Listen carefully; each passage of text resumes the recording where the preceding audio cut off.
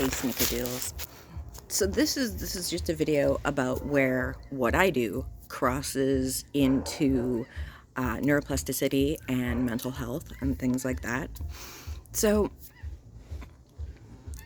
I said I watched a lot of Dr. Phil. I watch a lot of Dr. Phil.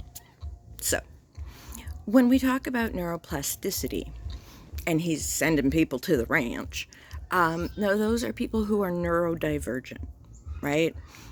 Neurodivergent can be the result of trauma. Okay, so if you experience trauma, what Dr. Phil suggests is going for neuroplasticity retraining, because we now know that that's a thing. Okay, follow me here, because this is where two roads diverged into one. So he's sending them for neuroplasticity training, and that's done with terpenes, which science has started to talk about in terms of things that are actually really helpful. They overlap with addiction, they overlap with mental illness. So when we look at a diagnostic criteria, like if you're in therapy, okay, so he sends you for this neuroplastic training, which you can hack through terpenes, through aromatherapy, through things like that, which we also treat addictions, right? Because not everyone can do the same thing. So when you're in therapy, here's the thing. When you're in therapy, no matter what kind of therapy you're in, you need to be 100% honest. You know, we talk about neuroplasticity in terms of trauma. So when we look at a trauma-informed care, we're looking at, here's the trauma, here's where everything happened. So when you're looking at it in terms of an addiction, what was missing from your brain that is going to retrain it? So is it the way you're thinking? Is it the way you're looking at life through, the wrong lens, right?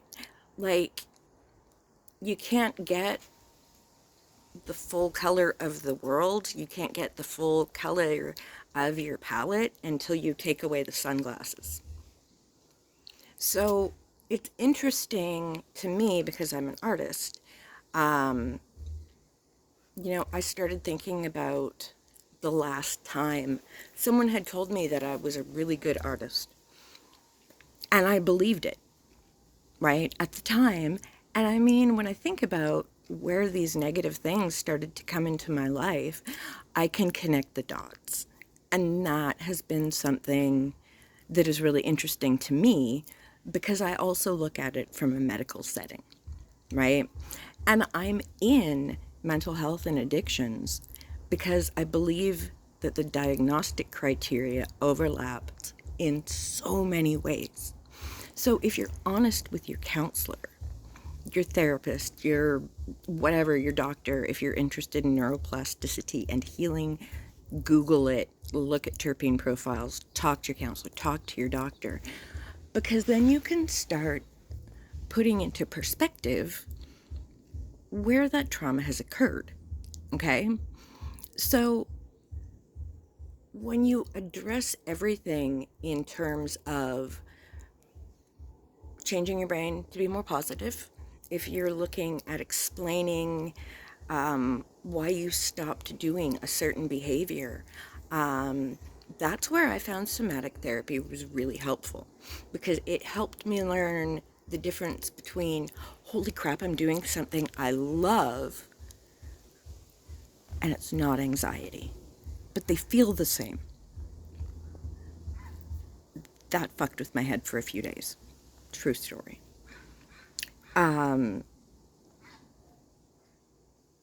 And it's profound. And when we're talking in terms of depression, if there are small things that we can start doing, because the healing process, and whether it's physical, whether it's emotional, whether it is, being in a huge social situation that's freaking you out, this is where neuroplasticity comes in, because you can do small things to boost your serotonin. You can do small things that are going to calm you down. And if you link those to essential oils and healing and look at it from a radically different way, I believe that a lot of things can be helped. And I'm never going to say I think that everything can be healed with plants, because that just doesn't, like, it doesn't parse. It doesn't sound believable. And I go into more intergenerational trauma, because as for me in my house, I'm a First Nations woman. We've only recently, we knew we had ancestry. We didn't know where it was.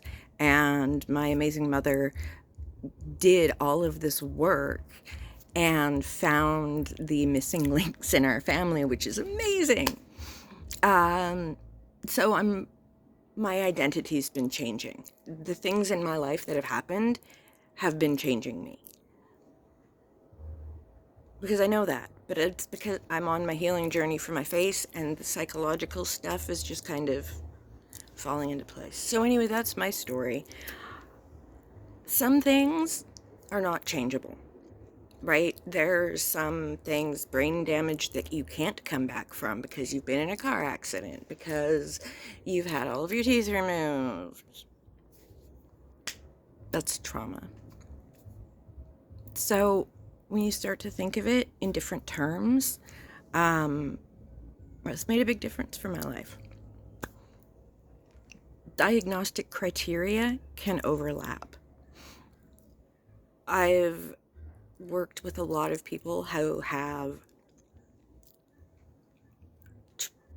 I want to say traits, maybe, yeah, we could say traits, that do cross over with trauma.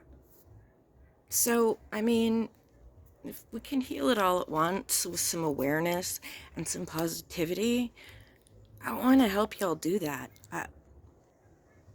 Because it's opened my eyes to what I needed to heal and how I'm healing it and how it... And I've set goals for myself for the first time in my life. I've never set goals for myself before, right? And I'm trying to do small, attainable goals. I'm shooting for weeks, not months, not years right now. I'm just shooting for, can I get people thinking about this in terms of addiction, in terms of mental health, in terms of diagnostic criteria, and meet and hang out with funny people. That's my other goal. Like, it sounds so silly, but when I look at all of these, like, core values that I have, that I'm just discovering that I have, because I didn't know until I started cleaning my fucking house. And then I was just like, I created this garden space, and I was like, I fucking want people to come and hang out in my fucking garden. And so I'm throwing this big party soon, and I'm shocked at myself for doing it, because fuck. But anyway, I'm doing it. And my personal goal is to create a bigger art society in my village, because I live in a village. If you saw one of my previous videos, they do a lot of filming. There's a lot of studios around here. My goal, my silly little small, maybe I'll get some attention for this, is to have dinner with some funny fucking people. And I love Pamela Adlon. I've mentioned this before. That is a goal. Maybe if I get some more, I can teach more people about this stuff, and about dentures, and about art and things that I do that I think are spiffy. And you don't have to watch. I'll try and TLDR you and tell you where to stop watching. But anyway, diagnostic criteria overlap. Think of your trauma in terms of other ways, and then think of how to heal it, because neuroplasticity. Make your life better through science. Yeah.